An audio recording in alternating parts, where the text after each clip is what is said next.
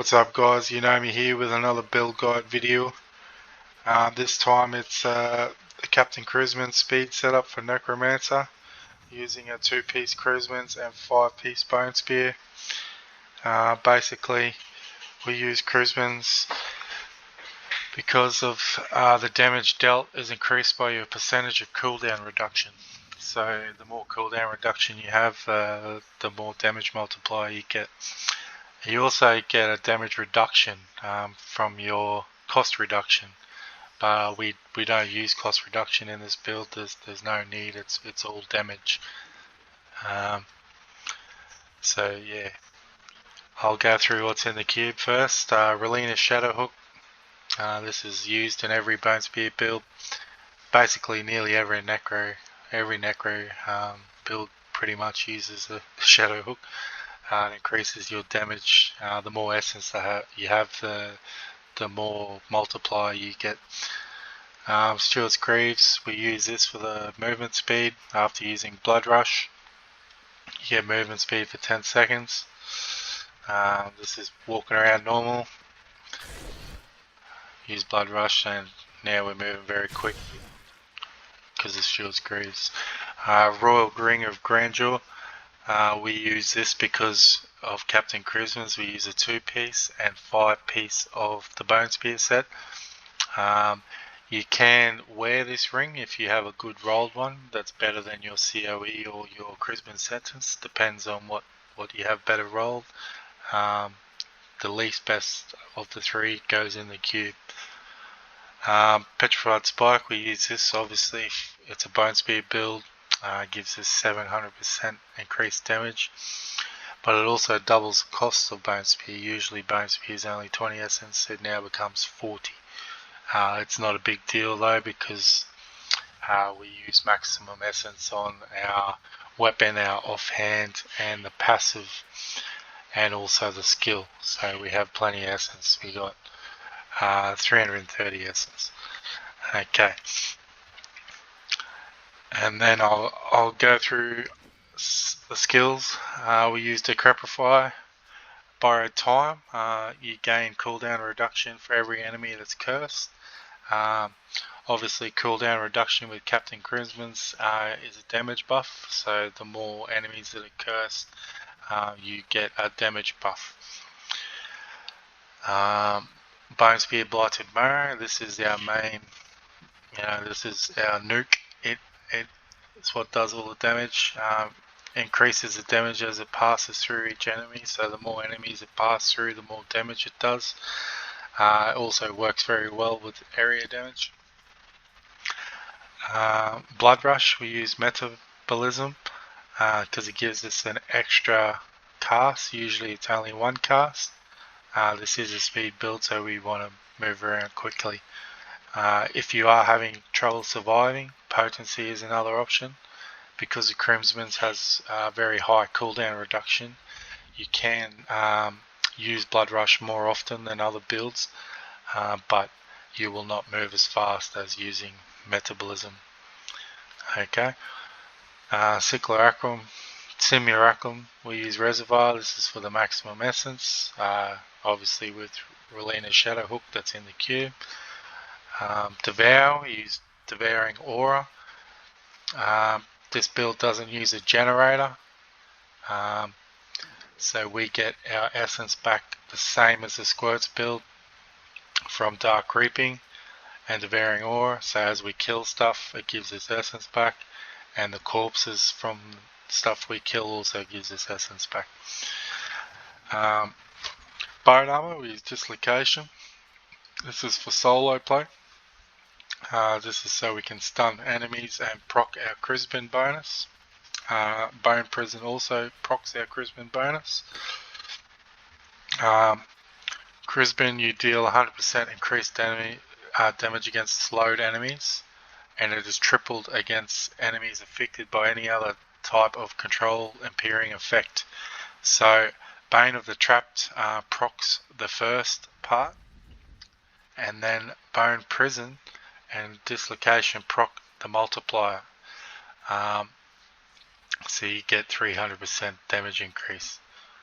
And For group play, you change, but for solo play, this is what you do. Okay. So there, the passives: Dark Reaping to get our essence back, Bone Prison to proc the Crispin,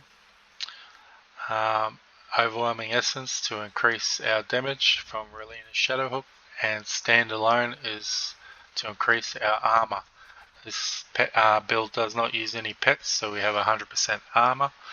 Necros are very squishy, so this helps us stay alive. I find Standalone is more useful than Final Service, so that's why I use Standalone. Okay, we'll go through the gear. On your offhand, you want Bonespear, crit, and cooldown reduction, maximum essence. And on your gloves, you want crit cooldown. I don't use area damage on gloves or offhand for Captain Christmas because I have enough on my other items that I don't need it, and you get an 8% damage increase, another 8% damage increase. Shoulders, you want area damage cooldown reduction. Helm, you want crit Bonespear damage. Ideally, you want main stat armor. Secondaries, you want some sort of resistance and either pick up radius or reduced range damage or something like that. Boots, you want main stat, ideally armor. Regenerate life per second is useless. And obviously you want max Bonespear damage. So yeah, your offhand, your boots and your helm, you can get 45% Bonespear damage. And for your wrists, you want Marrow's Guards. This can roll up to 400% multiplier. You want max poison damage, crit, main stat, and as close to 400% as possible. This is the best one I've found, so that's what I've got. For a necklace, you want Haunted Visions, poison damage, crit. Ideally, you want 20 poison damage, crit, max, crit, but this is the best I've found, so that's what I've got. And you need a COE. Blighted Marrow is a poison skill, so every poison cycle you're dealing 200% poison damage. The stats you want on your rings are crit area damage, so GG rolled COE. Ideally on your Crispin you'd want crit area damage as well. This is the best one I've found. Your weapon, you want a Scythia cycle. Ideally you want essence, area damage and 10% damage with the main stat. This is the second primal one I found. The first one I found wasn't as good. I did use this for the majority of the season so far. Found this one recently. And yeah, Captain Christmas, so you either want legs, feet or waist, so whichever ones you roll better, or if you have better pants or better boots or better belt, depends on what you have is what you put in. And ideally you want main stat armor, and obviously a secondary you want some sort of resistance and a pickup radius. That's ideal. So yeah, that's the build, and it's pretty strong. I was doing speed 125s under 2 minutes early season with this setup. I don't think it's as strong as the Squirts Witching Hour setup though. That hits harder. The crits are definitely bigger. For group play, you want to swap out Bone Prison for Serration. This you get a 20% damage increase. You don't need Bone Prison in group play with a Z Barb or ZDH or even a Z Necro, because they will proc the Crispin for you. And you also do not need to stun on Bone Armor in group play if you have a ZDH, Z Barb or Z Necro. use Harvest of Anguish instead for the movement speed.